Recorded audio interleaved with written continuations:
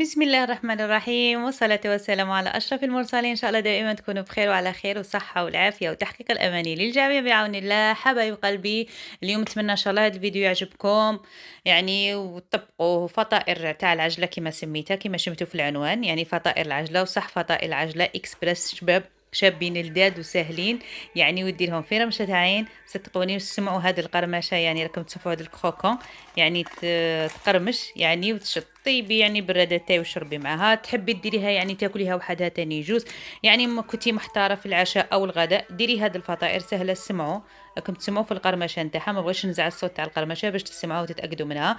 فطائر العجله سهله بهاد العجينه، عندك يعني متعدده الاستعمالات.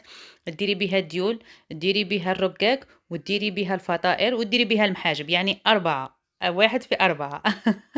يعني متعددة الاستعمالات وما تعبكش وسهلة وبسيطة، واللي ما يكونش يعرف يديرها يديرها في رمشة عين. راني ديجا درت معاكم يعني كيفاش ديروا الركاك بطريقة سهلة. بسم الله الرحمن الرحيم. بالنسبة لهاد الفطيرة الحشوة واش درت فيها؟ حبيت حبة بصل قطعتها، ضفت لها الجزر لهنايا. الحشوة يعني انت حرة، يعني انت حرة، انا غير وريتكم واش درت فيها. من بعد ضفت لها فلفل احمر، يعني فلفله حمراء. ومن بعد ضفت ماشي الفلفله الحمراء يعني الحب، وضفت لها يعني شويه كفته يعني ولا اللحم المفروم.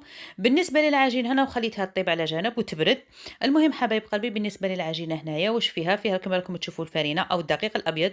ضفت لها شويه ملح هنايا كما راكم تشوفوا، شويه ملح هنايا.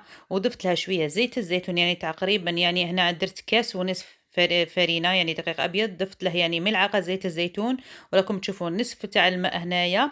النصف تاع الماء هنايا راني ندير به هنايا.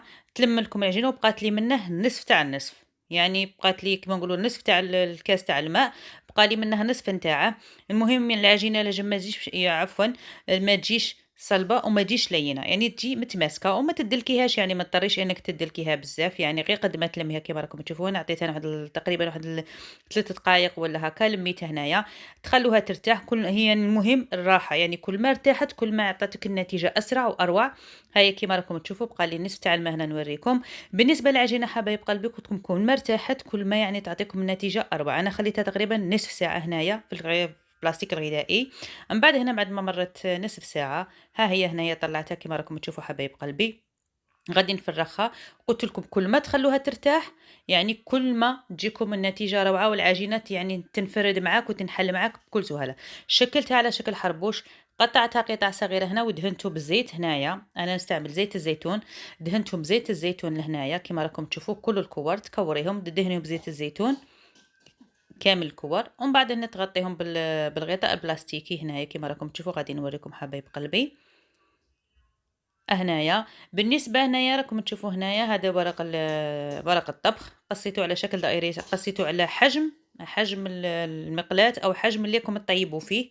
بديت يعني بالحبة الاولى. بالنسبة اللي شفتوا هذاك الزيت درت معاه الكركم وشوية فلفل احمر مطحون، وخليتهم باش نحوز يعني الزيت يطلق هذاك اللون، نحوج على ذاك اللون الاصفر باش نديره للفطائر. هنايا دهنت هنايا المقلاة او الشي اللي عندكم نتوما. هنايا حطيت اول وحده كما راكم تشوفوا، يعني طريقة سهلة مهلة. حتى الرقوق يعني اللي جا في قلبها الرقوق أكيد راه غادي ديره بطريقة سهلة بسيطة. بالنسبة للحواف حبايب قلبي، هنا إذا أنا خفت يعني لا نقطعهم بالسكين، خفت على نجرح المقلاة.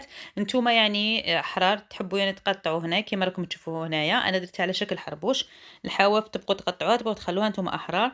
هنا هذاك الزيت اللي قلت لكم عليه دهنت به هنايا كما راكم تشوفوا. غادي ندهن تاني هنايا، يعني تاخدي غير داك الزيت، ما تاخديش هذيك البقايا تاع الكركم والبقايا تاع الاخر باش ما يجيكش على العجينه. خدي غير الزيت، غير الزيت هنايا. اذا حبيتي تصفيه صفيه، خدي غير الزيت وديري به على العجينه كيما هكا وتضغطي على العجينه وشكلي الاشكال اللي كي حابتها. انا وريتكم هنايا درت يعني كيما السيجار، ودرت هنا غادي ندير كيما الفطائر، وغادي ندير يعني كيما المثلث. غادي تشوفوا ان شاء الله في الفيديو. نتمنى ان شاء الله هذا الفيديو عجبكم. ما تنسوش اشتراك في قناتي واعطوني اللايك فضلا وليس امرا، وفعلوا الكل باش يوصلكم اشعاراتي ان شاء الله. واللي ما توصل اشعاراتي يعني يلغي الاشتراك ويعاود يشترك ويفعل الكل باش توصل اشعاراتي. هنا كما راكم تشوفوا قلت لكم قصيت ورق الطبخ على حجم المقلاة، وهنا الحبة تاني ديروها على حسب حجم يعني ورق الطبخ هنايا، وترفدوها باش ما تغبنكمش. قلت لكم طريقة سهلة وسريعة، يعني فطائر جد سهلة للمحاجب للديول للرقاق، يعني أنتِ وماش حبيتي. حتى المسمّن ديريه، المسمّن تاني طريقة سهلة ديريها به، يعني تطوي على 4 والمسمّن راه يتعجّب دروك، يعني ماشي كيما كنا يعني كيما قُلت لكم هنايا. ها هي أنا درتها على شكل مثلث هنايا كيما راكم تشوفوا حبايب قلبي، ودهنتها بهذاك الزيت وسخت كاع كلشي. المهم حبايب قلبي هنايا ضغطت هنايا، راني نضغط. كل ما تضغطوا، وهنا الحواف كما قلت لكم تقدروا يعني بتاع البيتزا، هذاك السكين تاع البيتزا ولا السكين اي عندكم. يعني انا ما حبيش ندير هذه الطريقه، خفت لاني لن نضيع المقلاة هنايا ويروح لها يعني وتضيع. يعني ونتمنى ان شاء الله يعجبكم هذا الفيديو ومشاهده طيبه ان شاء الله، والى اللقاء في فيديوهات جديده ان شاء الله بعون الله.